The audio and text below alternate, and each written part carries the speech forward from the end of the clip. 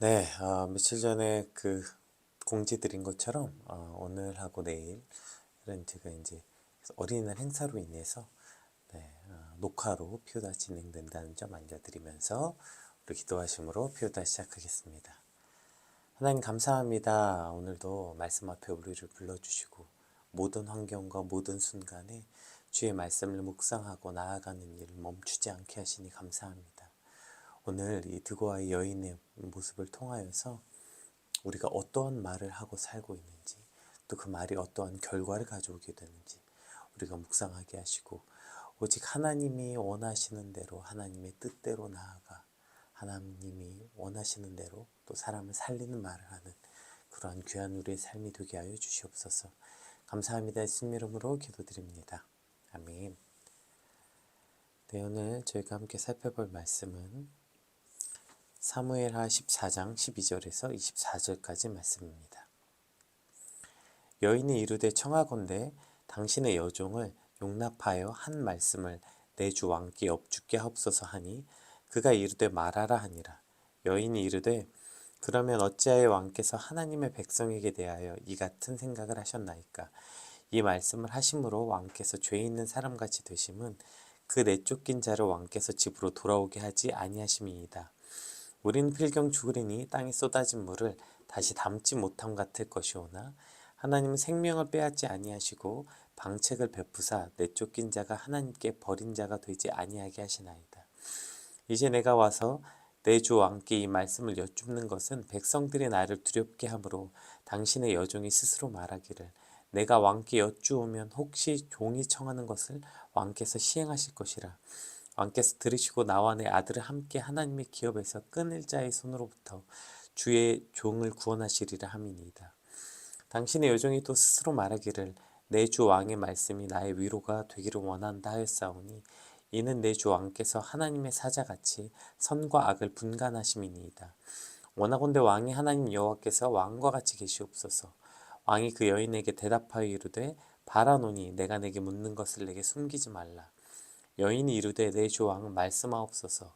왕이 이르되 이 모든 일에 요압이 너와 함께하였느냐 하니 여인이 대답하여 이르되 내 주 왕의 살아계심을 두고 맹세하옵나니 내 주 왕의 말씀을 좌로나 우로나 옮길 자가 없으리이다. 왕의 종 요압이 내게 명령하였고 그가 이 모든 말을 왕의 여종의 입에 넣어 주었사오니 이는 왕의 종 요압이 이 일의 형편을 바꾸려 하여 이렇게 함이니이다.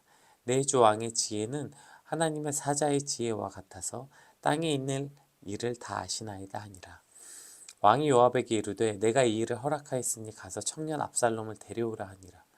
요압이 땅에 엎드려 절하고 왕을 위하여 복을 빌고 요압이 이르되 내 주 왕이여 종의 구함을 왕이 허락하시니 종이 왕 앞에서 은혜 입은 줄 오늘 아나이다 하고 요압이 일어나 그슬로 가서 압살롬을 데리고 예루살렘으로 오니 왕이 이르되 그를 그의 집으로 물러가게 하여 내 얼굴을 볼 수 없게 하라 하매 압살롬이 자기 집으로 돌아가고 왕의 얼굴을 보지 못하니라. 아멘. 얼마 전에 우리는 다윗이 자신의 아들들이 전부 죽었다는 잘못된 소문을 듣고 깊은 절망에 빠진 사건을 묵상했습니다. 오늘도 우리가 하루를 살면서 굉장히 수많은 메시지 홍수 속에서 살고 있으면서 어떠한 말은 우리를 살게 하기도 하고 또 어떠한 말은 우리를 죽음에 이르는 절망에 빠지기도 한다. 우리가 이러한 이야기를 함께 나누었습니다. 오늘 본문 역시 이제 드고아의 여인이 자신 다윗을 찾아온 진짜 이유, 본론을 꺼내게 되므로 어떠한 메시지가 시작됩니다. 그리고 오늘 이 여인이 말하는 방식이 얼마 전에 다윗의 범죄를 책망했던 나단 선지자가 말했던 말과 그 매우 흡사한 방식으로 기록되어 있습니다. 먼저 어떤 예화를 들어서 다윗의 의견을 구하는 것처럼 하고 다윗 스스로 답을 말하게 하고 그것을 아는 사람이 당신은 왜 그런 짓을 했습니까? 이러한 형식을 취하고 있어요. 예화를 들고 이 예화에 대한 다윗의 의견을 구하고 다윗 스스로 답을 말하게 한 다음에 그런데 그걸 알면서 당신은 왜 그랬습니까? 이렇게 다윗 스스로 깨닫게 하는 이런 비슷한 형식을 취하고 있습니다. 근데 형식은 비슷한데 그 안에는 어마어마한 차이를 가져오게 됩니다. 얼핏 비슷해 보이지만 완전히 반대의 내용과 결과를 가져오게 되죠. 오늘 본문을 한번 우리가 묵상하면서 어떠한 반대의 결과를 가져왔나 한번 우리가 살펴보려고 합니다. 먼저 오늘 나단의 말과 이 드고아의 여인의 말의 차이는 그 말을 전하는 태도에서 완전히 반대의 모습을 보이게 됩니다. 이 드고아 여인은 지금 매우 조심스럽고 심지어 다윗을 완전히 높이며 아첨하는 듯한 말을 계속해서 하게 되는데요. 우리 17절, 19절, 20절 우리 한번 말씀 같이 살펴볼게요.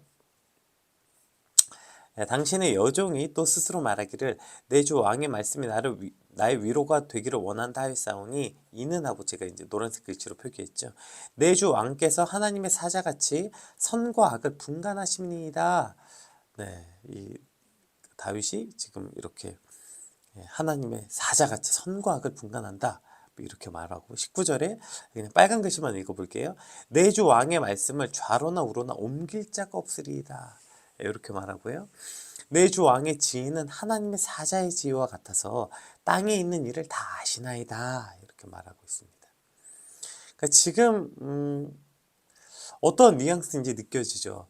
다윗 앞에 완전히 엎드려져서 다윗을 치켜 세우는 모습, 이것이 오늘 이러한 태도가 이 드고아의 여인의 태도였다면, 반면 나단은 사무엘하 12장에 어떠한 태도로 다윗에게 말했는지 한번 볼게요.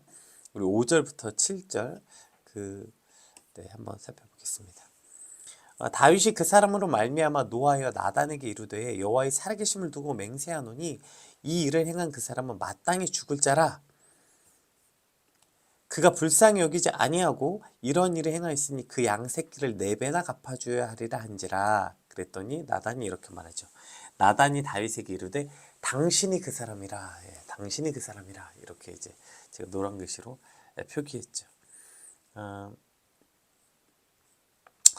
이러한 나쁜 놈은 여호와의 살아계심을 두고 맹세하건대 죽어야 된다. 지금 다윗이 스스로 이렇게 말한 거예요. 그때 나단이 뭐래요? 바로 그 죽어야 되는 사람, 그 사람이 바로 당신입니다. 완전 거침이 없죠. 10절, 12절은 뭐 이제 하나님의 말씀을 더 그대로 이제 전합니다. 10절, 12절 볼게요.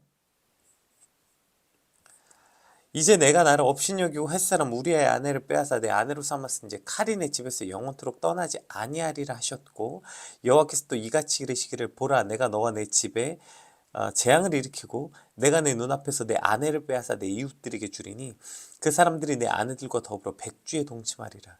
너는 은밀히 행하였으나 나는 온 이스라엘 앞에서 백주의 이 일을 행하리라 하셨나이다 하니. 지금 나단 선지자는 전혀 조금도 다윗의 눈치를 보지 않아요. 거침없죠. 그리고 심지어 다윗이 이제 앞으로 어떠한 저주를, 어떠한 그 죄의 그 징계를 받게 될지 조금도 가감없이 그대로 말하고 있습니다. 그에 반해 오늘 본문에 나온 이 드고아의 여인이나 요압은 지금 다윗 앞에 매우 조심스럽고 다윗의 눈치를 보면서 얘기하고 있어요. 왜일까요? 물론 이런 나단과 이 드고아의 여인의 가장 큰 차이는 하나님이 보내신 사자인가 아닌가 이겠지만 이건 이따가 뒤에 살펴보고요. 먼저 우리가 같이 살펴보려고 하는 건 무엇이 이와 같은 태도의 차이를 가져왔냐? 의도의 문제라는 거예요. 의도. 나단은 왜 다윗에게 조금도 눈치 보지 않고 이렇게 담대히 선포할 수 있었냐면 나단은 다윗에게서 바라는 게 아무것도 없어요. 하나님이 보내셔서 갔고 하나님이 하라고 하신 말을 지금 하고 있는 거죠. 그거 해서 지금 이 말을 한다고 해서 나단이 자신이 무엇을 얻을까 무엇을 잃을까 이 말을 해서 뭐 내가 더 높이 올라가고 내가 더 성공하고, 그러니까 나단은 지금 개인적인 이유가 전혀 없어요. 아무런 기대가 없죠. 뭐 굳이 있다면 다윗이 회개하는 기대? 뭐 사실 이것도 나단의 개인적 기대는 아니죠. 그런데 드고아의 여인과 요압은 확실한 개인적 기대가 있어요. 뭐예요 그게? 다윗이 압살롬을 용서해서 다시 예루살렘으로 불러들이길 간절히 기대하고 바라고 있는 것이죠. 그러니 지금 이렇게 눈치 보고 조심스럽고 다윗의 심기를 거스르지 않기 위해서 온갖 미사역으로 갖다 붙이고 있는 거예요. 즉 개인적 기대와 욕구가 있는가 없는가, 이것이 바로 나단과 오늘 이 드고와의 여인과의 태도의 차이를 가져가게 됐다는 것이죠. 오늘 우리가 세상의 눈치를 보고 두려움에 떠는 이유도 마찬가지예요. 물론 원초적인 공포와 두려움도 있지만 사실상 우리 안에 갖고 있는 수많은 두려움의 실체를 바라보면요, 막 뭐 어떤 번개가 쳐서 우리 원초적 공포와 두려움이 아니라 실제 내 두려움의 실체는 내 기대와 욕구가 채워지지 않을까 봐, 그것 때문에 눈치 보고 그것 때문에 두려워 떨게 된다는 것이죠. 즉, 더 적나라하게 말하면 내 인생이 내가 원하는 바대로 안 될까 봐, 내 삶이 내가 꿈꾸는 대로 안 될까 봐, 그래서 두려운 거예요. 그러나 오직 하나님께 모든 소망을 두고 하나님께만 기대가 있는 사람은 두려움이 없는 거예요. 담대할 수밖에 없는 거예요. 예수님의 제자들도 그랬죠. 그 중에 잘 아는 베드로만 한번 살펴봅시다. 베드로를 비롯한 많은 제자들 그랬지만 특별히 베드로. 사실 베드로는 이제 예수님이 이 땅에 오셔서 예수님이 예루살렘과 그러니까 이스라엘을 해방시켜줄 메시아로서 예수님을 기대했죠. 그래서 나중에 예수님이 보좌에 오르시면 서로 그 옆에 앉겠다고 싸우잖아요. 그러니까 이들은 지금 예수님이 이 땅을 해방시키고 이 땅에 지금 그 예수님이 왕으로 오실 걸 기대하고 있는 거예요. 그런 개인적 기대와 소망이 있는 거예요. 왕으로 오실 때 우리 또 한 자리 차지하겠다, 이런 개인의 기대가 있었던 거죠. 그러니 어떻게 해요? 나중에 예수님이 잡히시자 모두 두려움에 떨며 다 도망갔잖아요. 자, 그런데 예수님이 부활하십니다. 예수님이 부활하시고 그리고 제자들을 다시 만나고 제자들의 삶이 완전히 바뀌죠. 그들은 이제 더 이상 개인의 꿈과 개인의 소원, 개인의 기대 같은 거 없습니다. 그들은 오직 하나님의 나라를 꿈꾸고 그 나라의 통치하심과 다스리심 속에 들어가게 되니까 제자들이 어떻게 됩니까? 완전히 다른 태도로 보이죠. 베드로가 이제 그 모든 사람들 앞에서 너희가 메시아를 죽였다, 회개하라, 천국이 가까웠느니라, 완전히 다른 태도를 보입니다. 그러니까 사람들의 눈치 보고 두려워하던 베드로가 지금 전혀 두려워하지 않고 있죠. 왜요? 물론 예수님을 만났고 성령을 체험했고 뭐 여러 가지가 있겠지만 이제 그는 개인적인 기대가 없어요. 개인적인 기대와 소망이 아니라 오직 하나님만을 꿈꾸고 소망하는 이 그의 믿음이 바뀜으로 이 태도가 바뀌는 것이죠.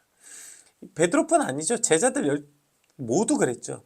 그들 모두가 예수님이 십자가에 잡히시던 밤에 두려워 떨며 모두 도망갔지만 그들이 부활하신 예수님을 만난 후로 이제 그들이 모두 다 담대히 목숨을 걸고 하나님의 말씀을 전하잖아요. 오늘 나단과 같이. 결국 우리도 자꾸 눈치 보게 되고 두려움에 연습하게 될 때 그 두려움의 실체가 무엇인가 한번 살펴봐야 돼요. 내 꿈과 소원, 내가 바라는 기대가 안 채워지고 내가 원하고 바라는 대로 안 될까 봐 그것 때문에 불안해하고 내가 두려워하고 있는 것은 아닌가. 우리 스스로의 이 불안함의 근본을 살펴보아야 하는 것입니다. 우리 다니엘 3장 17절 18절 말씀 한번 같이 살펴볼게요. 다니엘 3장 17절 18절. 왕이여, 우리가 섬기는 하나님이 계시다면 우리를 맹렬히 타는 풀무불 가운데서 능히 건져내시겠고 왕의 손에서도 건져내시리이다.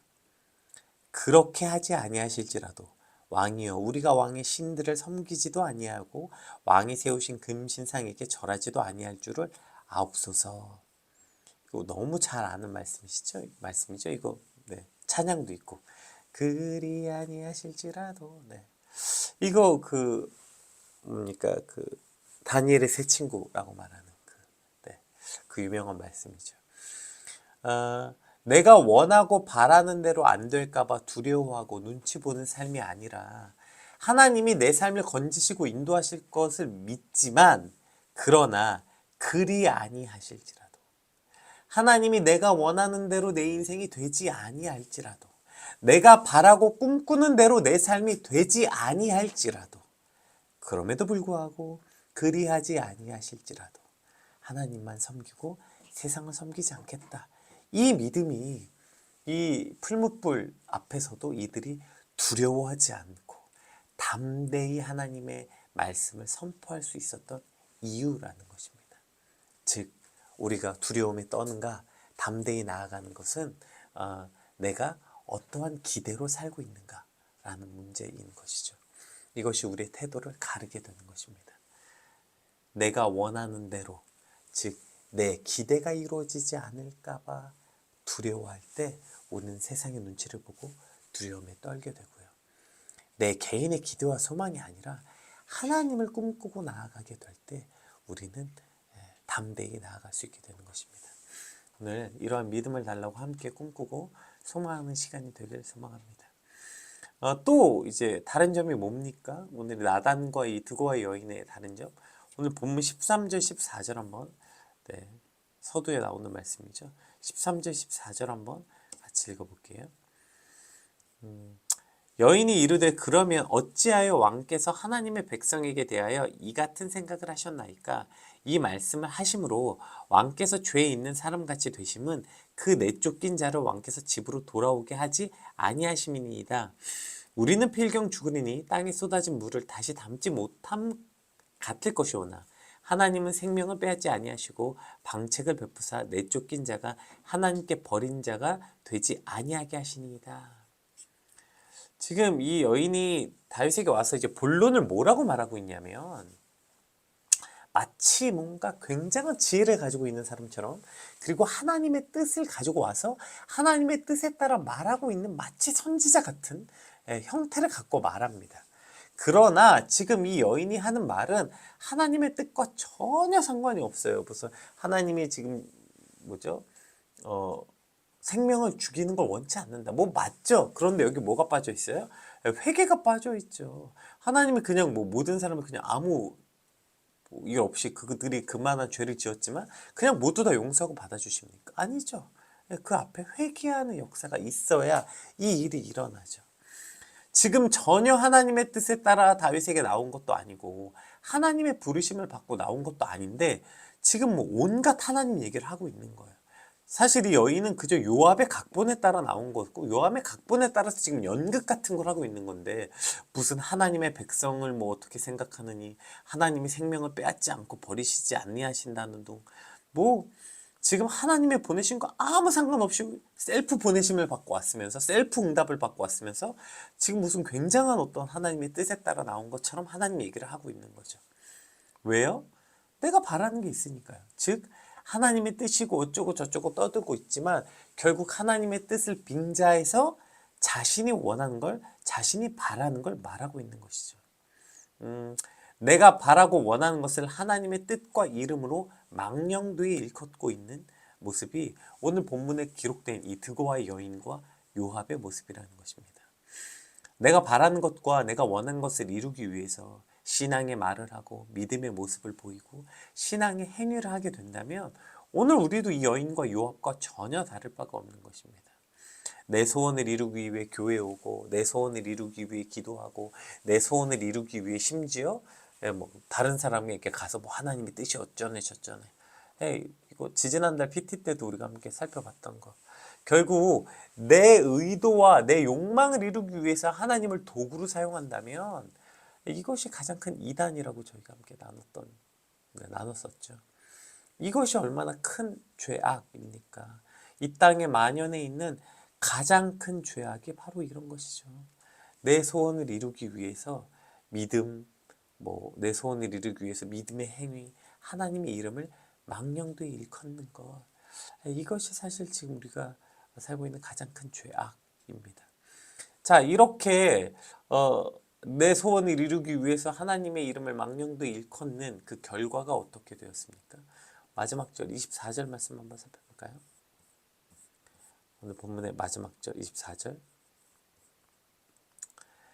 왕이 이르되 그를 그의 집으로 물러가게 하여 내 얼굴을 볼 수 없게 하라 하며 압살롬이 자기 집으로 들어가고 왕의 얼굴을 보지 못하니라. 지금 보세요. 이 말을 듣고 다윗이 이제 압살롬을 예루살렘으로 부릅니다. 불러놓고 만나진 않아요. 만나길 거절하고 자기 집으로 돌려보내요. 그리고 무려 2년 동안 압살롬을 보지 않습니다. 이 2년간의 기간이 압살롬에게 큰 불평과 불만을 가져오게 하고 이럴 거면 날 왜 불렀냐? 이럴 거면 그냥 차라리 내가 할아버지 집에 있을 걸. 왜 나를 불러 올려서 이렇게 비참하게 만드냐? 이 불평하고 불만스러운 마음이 결국에 압살롬을 반역하게 하는 스모킹건의 역할을 하게 됩니다. 그리고 이 압살롬의 반역으로 인해서 다윗은 다윗 인생에서 가장 고통스러운 순간을 맞이하고 결국 압살롬은 죽임을 당하게 됩니다. 그러니까 하나님의 부르심에 따라 하나님의 말씀을 전한 나단 선지자의 결과는 죽어가던 다윗을 회개하게 함으로 다시 하나님 앞에 서게 하는 결과를 가져왔다면, 자기 욕심에 따라 스스로 셀프 부르심으로 하나님의 말씀인 양 전한 이 말은 결국 이 다윗과 압살롬 모두를 절망에 빠지게 하고 결국 심지어 압살롬은 죽음에 이르게 하는 것이죠. 오늘 우리 삶이 내 욕심과 욕망을 따라 말하고 살아가게 될 때 결국 우리는 죽음을 향해 가게 되는 것이고요. 하나님의 말하게 하심에 따라 하나님만 의지하고 하나님의 부르심에 따라 하나님의 말씀을 전하게 될 때 우리는 생명을 향해 나아갈 수 있게 되는 것입니다. 오늘 하나님의 부르심에 따라 하나님의 뜻하신 말을 말함으로 죽어가는 내 영혼도 살리고 또 그 하나님의 말로 다른 이들의 영혼도 살리는 생명의 말, 생명의 믿음, 이것을 꿈꾸는 이 아침 되시길 주님으로 축복합니다. 우리 같이 받은 말씀 놓고 함께 기도합시다. 하나님, 오늘 우리가 어떠한 말을 하고 있습니까? 그저 내가 원하고 기대하는 기대가 있어서, 그래서 내가 원하는 대로 안 될까 봐 두려움에 떨고 눈치 보는 삶이 아니라 오직 하나님만 꿈꾸고 하나님만 소망하는 삶이 되게 하시고, 내 욕망과 욕심을 이루기 위해서 믿음의 말, 믿음을 이용하는, 하나님을 도구로 사용하는 주님이 모든 어리석음에서 깨어나게 해달라고 우리 같이 받은 말씀 놓고 함께 기도하겠습니다. 기도합시다.